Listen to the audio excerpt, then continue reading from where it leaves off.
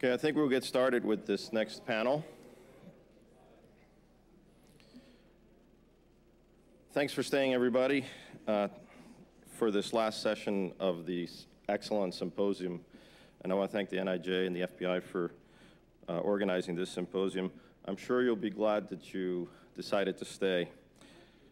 My name is Jose Almiral. I'm a chemistry professor at Florida International University in Miami, Florida. I'll be moderating this distinguished panel. The speakers of this final session will present some specific strategies for keeping trace evidence viable, the topic of this panel. Given that the theme of this symposium has been interpretation, I thought it would be interesting and important to highlight and focus on not the analytical methods, but rather what happens before and after the analysis. So the importance of crime scene investigation and the importance of interpretation of the evidence. So both important things for keeping trace evidence viable. So the first speaker needs no introduction. Faye Springer has 39 years of experience in forensic science, working in trace evidence, GSR, firearms, and crime scene investigation. She now works for the Sacramento County Crime Laboratory as a technical lead for the trace evidence unit. She's truly a renaissance woman in trace evidence. And her presentation is entitled, "Both Sides of the Evidence, Collecting Yourself or Having It Brought to You."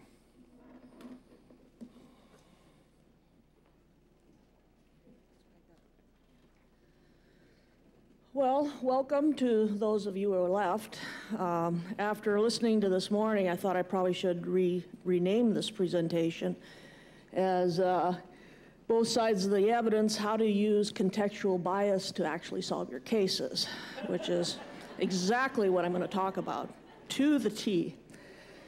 For those of you that don't know me, I am with Sacramento County District Attorney's Office. Again, another violation of the dreaded report.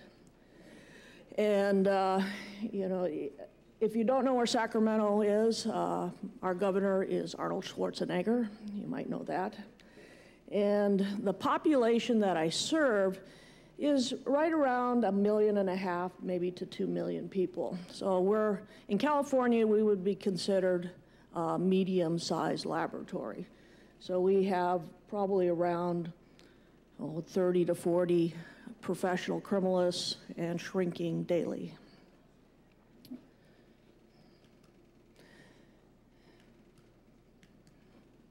Let me try the other one.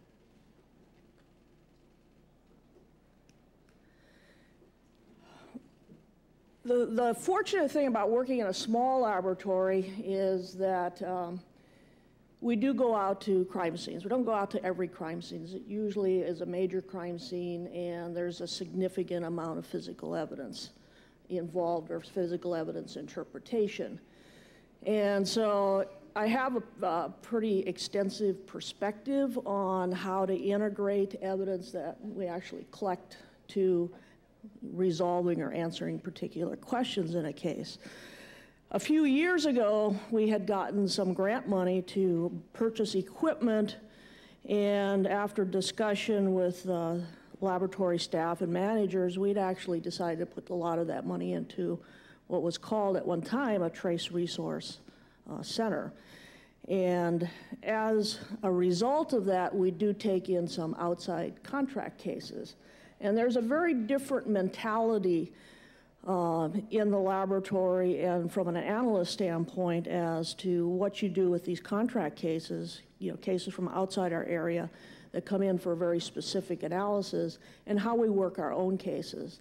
So I'm going to kind of give you my overview, and this is pretty much personal opinion, of how this works, the advantages and disadvantages to both of those, and maybe some food for thought as to where we might be going in the future. Just kind of generally, and I know I'm preaching to the choir here too, but my view of physical evidence is that we use it to establish ownership, possession, association of an item to a suspect or victim. And that's kind of what most of the symposium has been about. You know, how do we establish that ownership, and what does it mean? But there's more to it, I think, than that. I think we have to ask, how do you know this was used in the commission of this particular crime? How do you know it was there? How do you know it was used in a particular manner? In general, I think it's important to have kind of a broad-based understanding of what you can address with physical evidence in any particular case, on any item, whether it be a gun, a fingerprint, a biological stain, anything. And I always try to take the approach, especially when you're involved from a field standpoint, as to what that item might give you in terms of trace evidence, the D word, fingerprints, gunshot residue evidence, firearms evidence, and its reconstructive value. And these are the two areas that I think have become really fuzzy in the last few years that I've been working in this field. What question are we attempting to answer with this evidence? And who's asking the questions? Who's making the decisions? And my main concern right now is who's making the decisions on what is the best way to answer these questions. We're so fragmented, and I absolutely agree with the report on this fragmentation, that we don't really have a good cohesive way of looking at answering the questions, even if they're biased. And evidential questions are not raised at the time a crime occurs. They definitely are, but they actually continue throughout the entire history of a case, through the time that you go to a preliminary hearing, the time you actually prepare for trial, and even during a trial. I think we've all been in a position that something has come up and you have to go back to the laboratory, relook at something, or look at it in another way. So I ask, who's asking the questions? Who's making the decisions about what are the issues in a particular case and what is the best way to answer these? Is it the attorney? Is it the investigator? Is anyone asking the questions? Working some of the contract cases, I have a hard time figuring out who's actually requesting what. And not that that doesn't occur in my own area, I think it does. Sometimes I think we just do busy work. It was picked up, therefore, this is the classic attorney thing. It was picked up, therefore we have to have it analyzed. I don't care what you do with it, just analyze it. In my office, we are under a district attorney's office, so yes, most of the questions or most of the requests come in through the district attorney's office. But I'm not so sure that's too much different than where you work. We do take cases in from detectives, investigators. Crime scene investigators, I think, are becoming a more influential role in this whole process, as not only do the laboratories become fragmented, but I think law enforcement in general is becoming fragmented. I have one agency that sometimes the detective is not even at the crime scene at all. They rely entirely on the crime scene investigator to actually make the connection between information the detective gets from that crime scene and information that comes into the laboratory. Supervising criminalists, we know their job. They're to negotiate, basically, with attorneys and investigators for what's going to be actually analyzed. And so there may be some revision of the request during this process. The kind of an exceptional role that we can take in looking at physical evidence is to be a scene criminalist. You're in a unique position, I think, when you go out to a crime scene as the scientist, and at least in my area, we have options. We can bring the evidence back to the laboratory and actually start working on it. I've stayed late and looked at something just to provide an immediate investigative lead. So I think as in a crime scene environment, as a scientist, you can really drive that investigation. You can influence how this makes it through the criminal justice system. And are you influenced by contextual bias? Yes. but I think you can use it to your advantage. And I'm kind of like Bill Chapin. I have lots of feelings about this. So who makes the decision? I don't know about your requests, but ours are not very informative. You get a request saying, analyze this kit for GSR. Okay. Compare this glass from the shoe to the glass at the scene. Do DNA on all the hairs that were recovered from the crime scene. I want to know if there's any foreign fibers at that crime scene. That one I love. But when you do this a long time, you have to say, well, are we really asking or answering a question here? You know, is it relevant to what you're asking, or even do you even know what you're asking? Do you know what the result's going to tell you? And I think there's a real prevalence in information. It doesn't really matter what the results tell you. We have to have it analyzed, because it might be useful for the prosecution or it might be useful for the defense. And I don't prescribe to that mindset. I think you waste too much money. You take a risk of compromising too much evidence by doing that. So this is my opinion. I think that the most effective way to address issues that come from physical evidence, and that includes trace evidence, because that's where I work mostly, is to have a criminalist respond to crime scenes and then give that criminalist the responsibility and the duty to manage that physical evidence, to decide what needs to be examined to answer the best questions. And hopefully I'm not taking away from Doreen's presentation here. And like I said, this is my personal opinion, that crime scene criminalist has the duty to ensure that all essential evidence collected is processed promptly to meet the needs of law enforcement, and to ensure that processing is done in the order that best preserves all the information that that piece of evidence has. Now, in order to do that, you can't do that in a void. I mean, you have to do that with input from the investigators, the CSI people, the district attorney that has to eventually file charges on these crimes. And a lot of this has to be done very early, and it's, I think, very important to be able to identify what I would call kind of linchpins or key items that allow that case to be filed. After filing, then for me, there's kind of a lull period, because you have to kind of sort out who's going to be saying what about what and what's really going to be necessary. But there's always some additional examinations, reevaluations, issues, questions may come up from both the prosecution and the defense point of view, from witnesses, et cetera. So these are not just single analysis. This is a whole progression, a whole history of analysis. And it doesn't stop at the time that the trial's over. You have appeals processes and all kinds of things that come up. So in my view, the advantages of being at the scene is that you understand the issues and the questions that are being asked.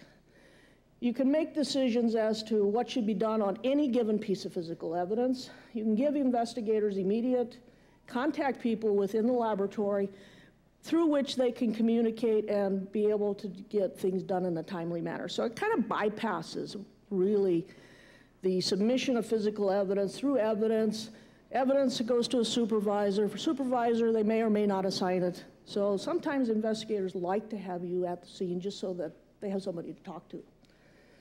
The crime scene criminalist has an immediate work responsibility for processing the initial physical evidence or getting it to the appropriate analysts that are going to be able to answer these questions. And I think as a criminalist, as a scientist, this is where you have the most influence in this whole criminal justice process, is by doing proper management. I hate the word management, but because I'm not a manager, I'm a bench criminalist, you know, to the day I die. I promise you I'll only be a bench criminalist. But, you know, we do manage evidence, and I think you have a great deal of influence on the progression of this case. The disadvantages, it's costly.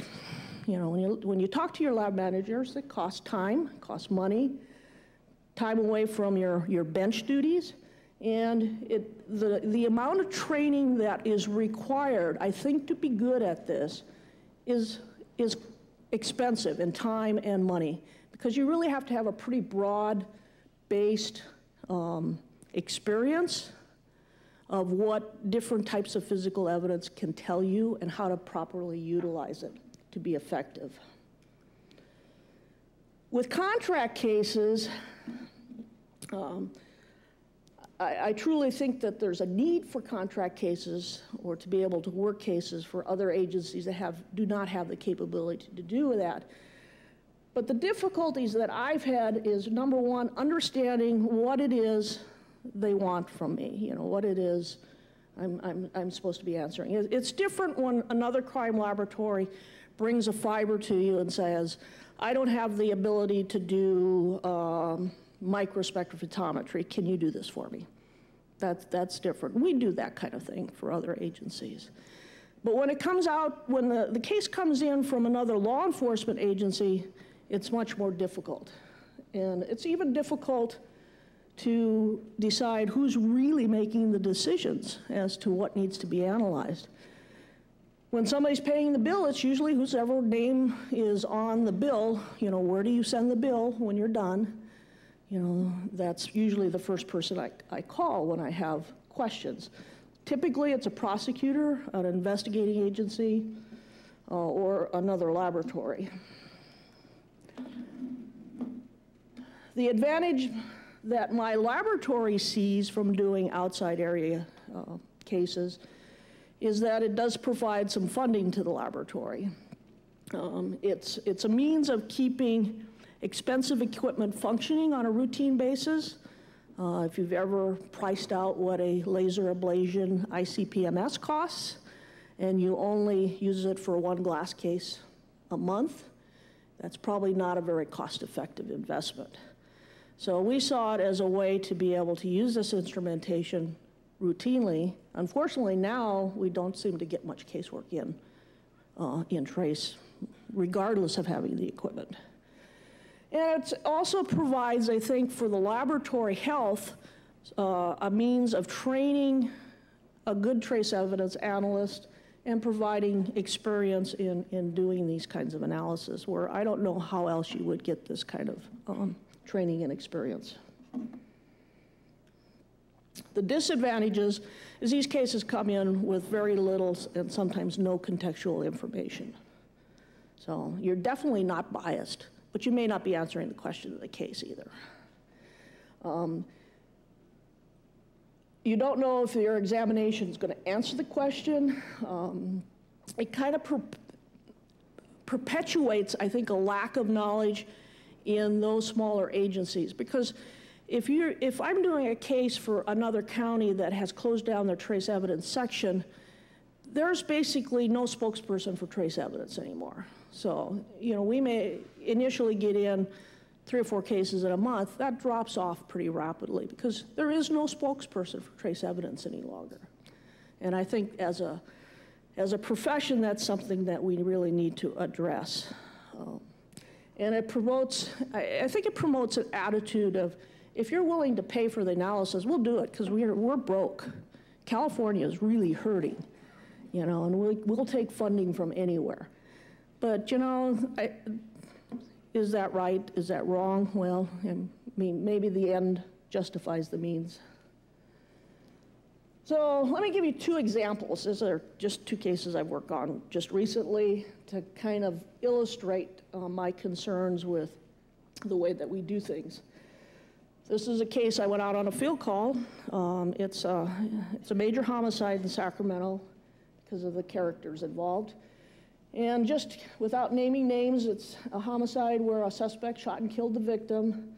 A witness sees an individual running down the street in Sacramento, and they see this person dump something in a dumpster. The dumpster was empty, other than a big chocolate cake with frosting all over it, which does great wonders for your trace evidence. But they heard a clunk when it went into the dumpster. They walked over there, looked in, saw a gun in chocolate frosting. Also, near the scene of the shooting, the suspect had discarded all their outer clothing, because all of these people watch CSI, so they didn't want anybody recognizing them as they were running down the street, even though this was wintertime and it might look a little funny running down the street in your underwear. The witness thought that she recognized who this individual was, and through investigation, the suspect's arrested the next day. I went to the scene, and I'm only going to talk a little bit about one or two pieces of evidence here. And I was asked to recognize the collection and or help in the recognition and collection of evidence. I knew the gun was collected. It was actually brought over to me while I was at the scene. And I understood all the implications, the fact that the gun was not on the suspect, this might be the murder weapon, and that there's probably going to be a lot of physical evidence techniques that are going to have to be applied to just this gun. So I took it back to the laboratory direct, never went to CSI. Detectives never had really any custody of it other than to climb into the dumpster and get it. So it's a .22 revolver. This is not the gun, but one like it. And I think you have to ask yourself, how are we going to answer all of the questions that are going to come up about this gun? You know, is this the murder weapon? You know, are you going to just send it to firearms? Are we that fragmented that we're not going to anticipate all these other questions? Does it belong to the suspect? What are all the ways that we can show a gun belongs to somebody? You know, and some of these are going to be done in the laboratory, some of them are not. You know, part of this is getting police officers to even think about how to do this. And aside from the question of does the gun belong to the suspect, how do we prove that the suspect actually used this gun in the commission of this crime? So there's, I think, a whole hierarchy of different issues that come up with these kinds of cases. So the things that I think about are, you know, establishing ownership, of course, fingerprints, contact DNA, trace evidence, registration, photographs of families, manuals, associated accessories that might go with the gun. All of this comes out in the dialogue between the detectives, the scientist, and the ability to write search warrants to be able to get as much information in a particular case as possible. Did the suspect actually shoot the gun? You know, is there some GSR component that we might look at? Can we associate the gun to the clothing that was discarded? And, you know, we look at all the ways of trying to associate these things together. And then how do we associate the clothing to the suspect? That's usually the easiest part with the advent of DNA. So with the criminalist at the scene, you know, I feel like I have some ability to process this evidence in a way that best preserves all the interests of all of the sections of forensic science in getting the most out of this evidence. So typically what I'll do is like an examination of the gun for trace evidence, number one. Number two, maybe do some contact DNA sampling from surfaces that are not suitable for fingerprints. It may go to fingerprints, then it comes back for maybe additional contact DNA samples. The big argument that DNA and I have is that they think I take way too many samples. So, but we kind of negotiate that as we go along. And then the firearms examination. And when you go through similar exercises with dealing with the clothing that's discarded, you know, can we answer all the relevant questions in associating this clothing to the suspect and associating the clothing to the homicide? However, when there's no criminalist at the scene, somebody else has to take this responsibility. And what scares me is who's making the decisions, and do they have the same level of experience and knowledge about the worth of evidence that you do.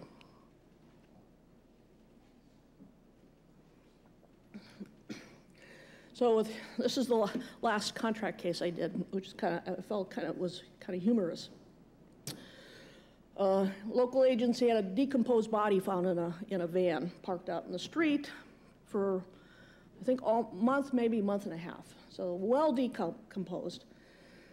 There was tape taken from the body by the pathologist, and most of the tape was around the wrists and upper chest, and not sure about the face. There was certainly some contact with head hair, but it's been sloughed off the body by this time.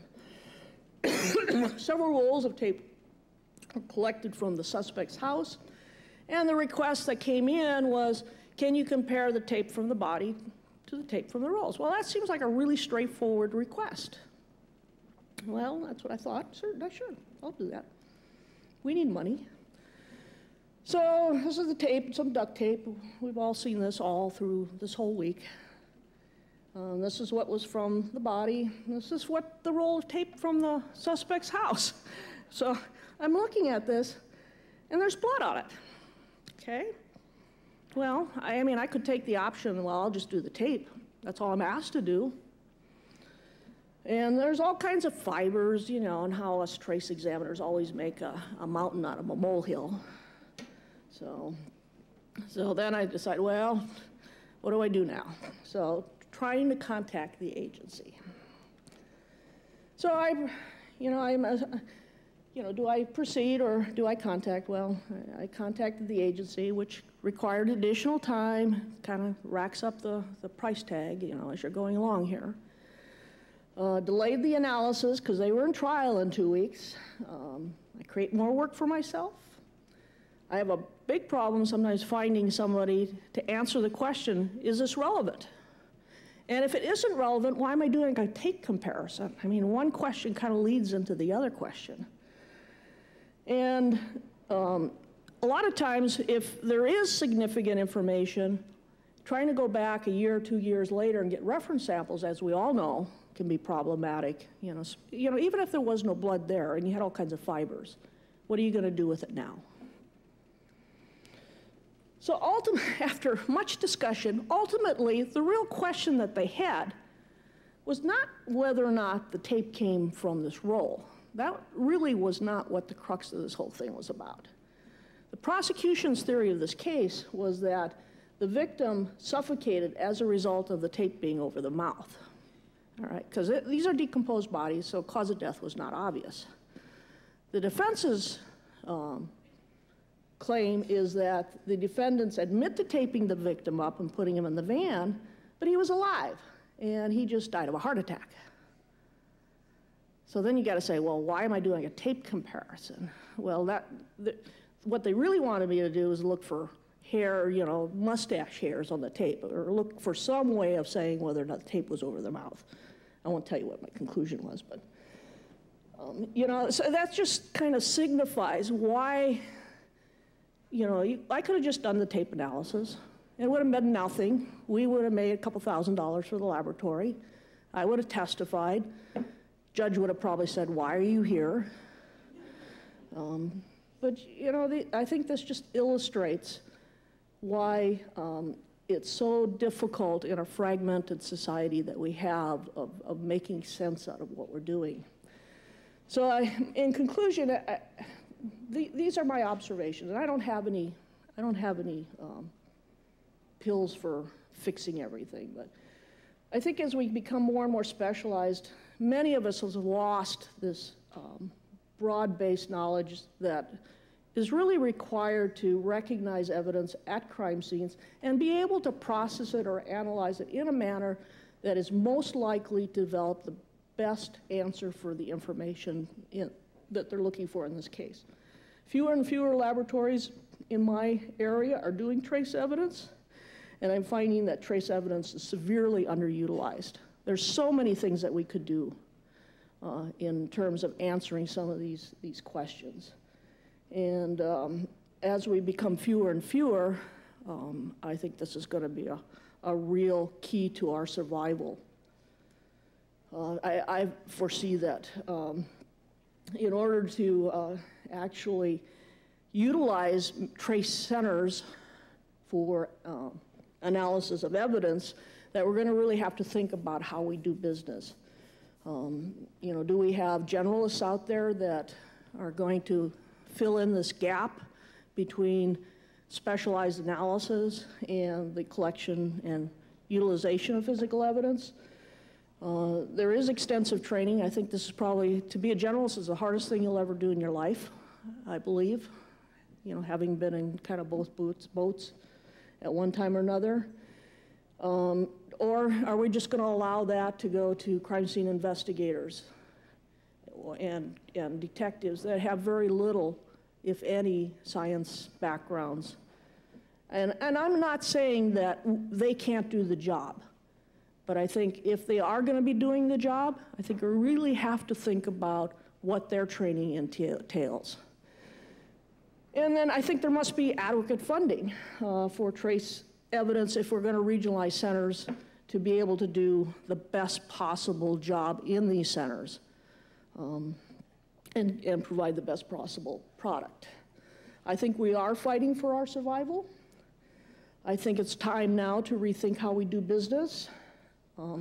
It may be very well that the generalist is out the door, but I think if it is, and I know Doreen's going to address this, I think we're missing a lot. I think we're missing the ability to work some of these cases up in the manner that I described. You know, and if this function is going to be taken over by investigators and CSI, how are we training them? How are we training our attorneys? We need more aggressive marketing techniques, and I'm certainly not a marketer. I'm a complainer, but not much of a marketer. And, you know, if we don't do something, contact DNA is going to be trace evidence. That's what everybody's going to think trace evidence is, contact DNA. So that's my presentation. Thank you.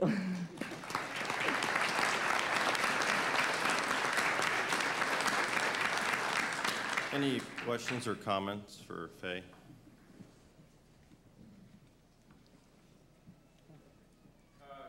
Mainly comments.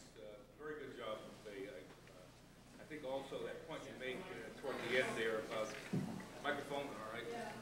I've never been told I couldn't speak loudly enough. A very, very good presentation, and I think I like the point you made there about the future and about the if we don't visible out there doing these things, the demands are going to be less and less for this kind of thing. And I think it's very, very important that we do have science from the crime scene all the way through and have the case management, not the personnel management, but handled by a generalist criminalist. Very, very important. Thank you. Thank you. Bob? Again, my name is Bob Burrows, Denver Police Laboratory, and Faye made another good point of something I think we're all going to have to be forced into doing to keep the jobs that you like.